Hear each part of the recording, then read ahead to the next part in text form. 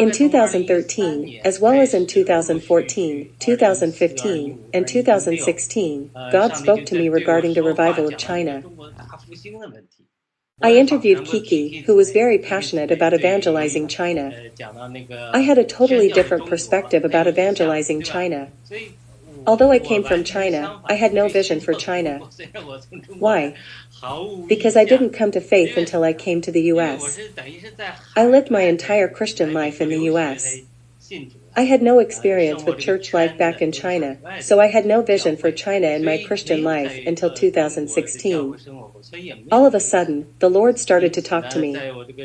He challenged me with a question: what do you think the revival of China will be like? I heard the Lord's words very clearly. Then I responded, in the past few decades in China, nearly 100 million people have been saved.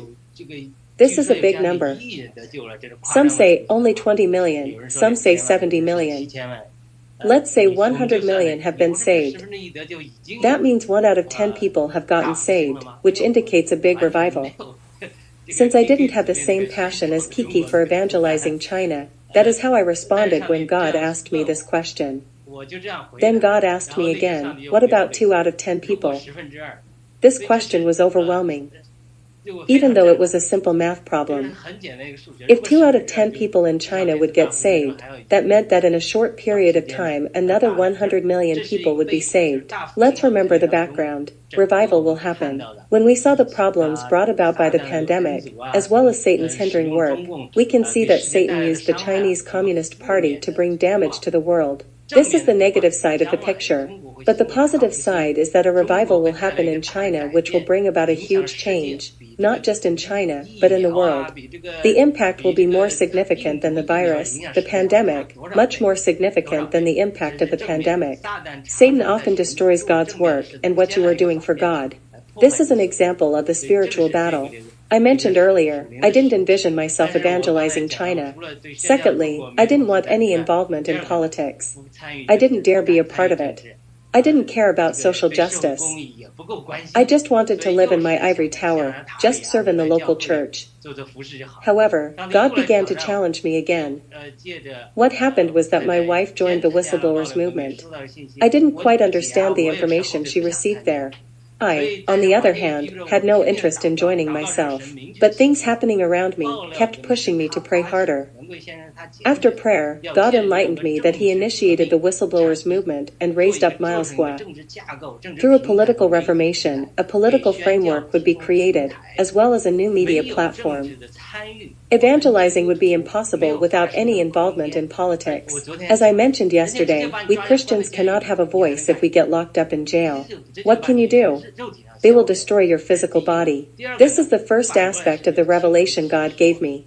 Next, God enlightened me and inspired me that when the gospel becomes widespread, one of the believers exhorted me that I might be wrong, and that I needed to pray seriously about it. After serious prayer, God helped me clearly see that He would raise up a large number of elites in China.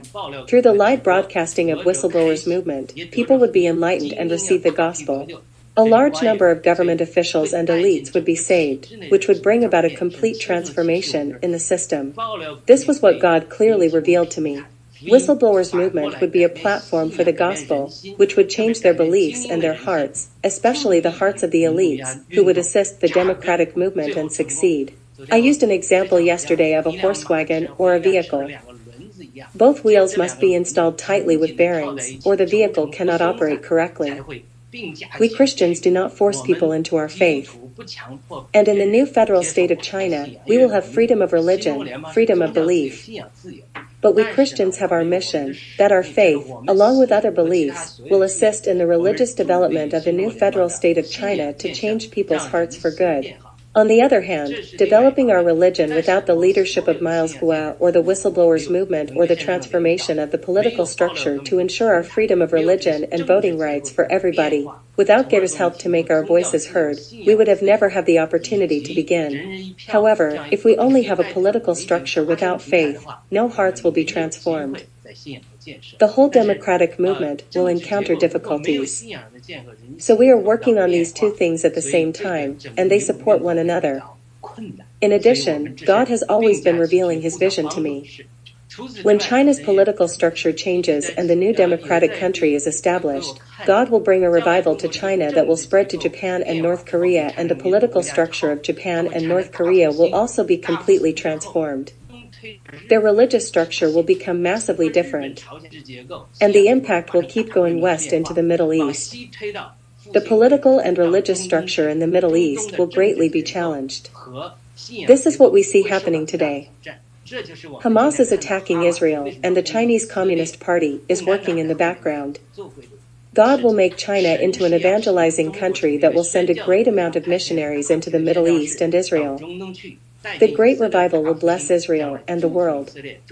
But before that, Satan had to stir things up. The tool he used was the pandemic. He used China to bring damage to the world, which was the opposite of God's plan. Yesterday, I was talking to Brother Winnie, who greatly encouraged me to speak up and tell people about God's revelation to me about the new federal state of China.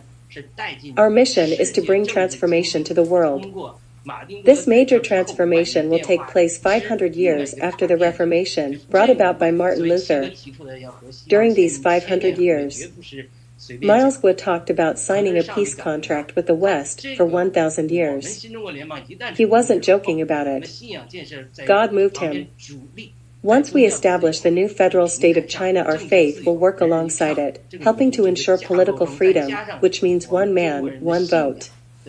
With this democratic structure, and with the faith of the Chinese people as the accelerating power, as Brother Winnie often says, when we combine the diligence and intelligence of the Chinese people, we will greatly impact the world. Okay, I have finished the task that Brother Winnie has given to me.